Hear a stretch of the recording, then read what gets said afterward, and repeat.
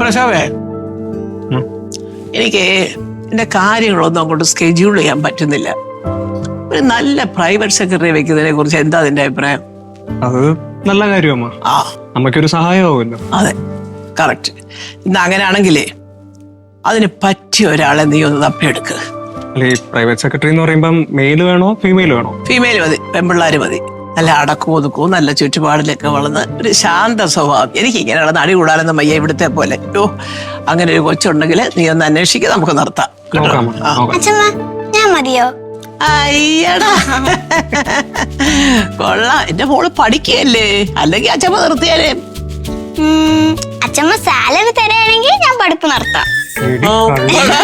നീ സാലറി തരുവാണെങ്കിൽ പഠിപ്പ് നിർത്താവുന്നത്. കൊള്ളാമല്ല. അച്ഛമ്മേടെ കൊച്ചമോള് സൂപ്പർ തന്നെ കേട്ടാ.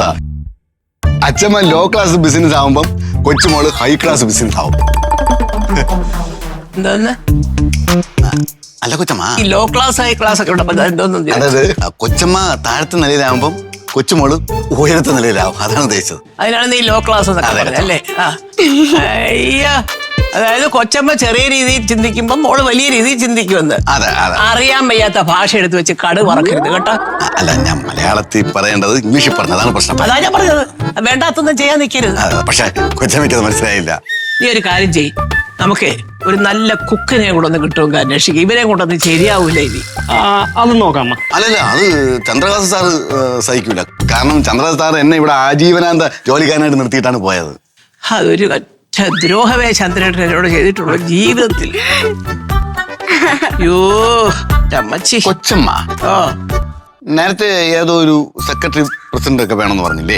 വേണം. ഞാനേ ഒരു നല്ല പെൺപിള്ളാരെ തപ്പി എനിക്കൊരു പ്രൈവറ്റ് സെക്രട്ടറി വേണം. കൊച്ചമ്മയ്ക്ക് അതൊരു അത്യാവശ്യം. എന്റെ പരിചയത്തില് പരിചയസമ്പന്നയായ ഒരു കുട്ടിയുണ്ട് കൊച്ചമ്മ. ആണോ? അതെവിടെ? അത് കാച്ചാണിലാണ്. ഈ സാഹചര്യത്തിന്റെ സമ്മർദ്ദം കാരണം ദരിദ്രയായി പോയ ഒരു പാവപ്പെട്ട പെൺകുട്ടി. അയ്യോ ചേട്ടാ, എനിക്ക് സകടം കൊണ്ട് ചോദിക്കുവാ, ആ കൊച്ചിന്റെ പേര് രമണി എന്നാണോ? അതെ കൊച്ചമ്മ, രമണി. രമണി അല്ല കൊച്ചമ്മ, അല്ല രമണി എന്നല്ല. അയ്യോ, അടുക്കളയിൽ എന്തോ പോവാൻ വരട്ടെ. മനസ്സിലായി. പോയി ജോലിയല്ലാണ്ട് ചെയ്യണം ഇതൊക്കെ എടുത്തോണ്ട് പോയിട്ട്. ശരി. സാഹചര്യം കൊണ്ട് ഇങ്ങനെ ആയിപ്പോയി, അങ്ങനെ ആയിപ്പോയി, കാച്ചാണി ഇത്രയും പറഞ്ഞിട്ട് നമുക്ക് മനസ്സിലായില്ലെന്നാണ് അവന്റെ വിചാരം. ഈശ്വര, എനിക്കൊരു കാര്യം അറിയാൻ വേണ്ടി ചോദിക്കുക പ്രശോഭ, ഇവൻ ശരിക്കും മണ്ടനാണോ അതോ മണ്ടനായിട്ട് അഭിനയിക്കുവാണോ? കൊച്ചമ്മ, അല്ല നിങ്ങളിപ്പോ എന്തെന്ന് പറഞ്ഞത്? അയ്യോ, എന്റെ അമ്മയുടെ അമ്മൂമ്മയുടെ കൊച്ചമ്മ, ഞാൻ കൊച്ചമ്മന് മുമ്പ് അഭിനയിക്കൂല. ആണോ? പക്ഷെ നിന്റെ രീതി കണ്ടാവും തോന്നത്തില്ല. അപ്പൊ ഒരു കാര്യം ചെയ്യ്, ഇതെല്ലാം അങ്ങ് പെറുക്കിക്കൊണ്ട് പോയിക്കോ. മതി.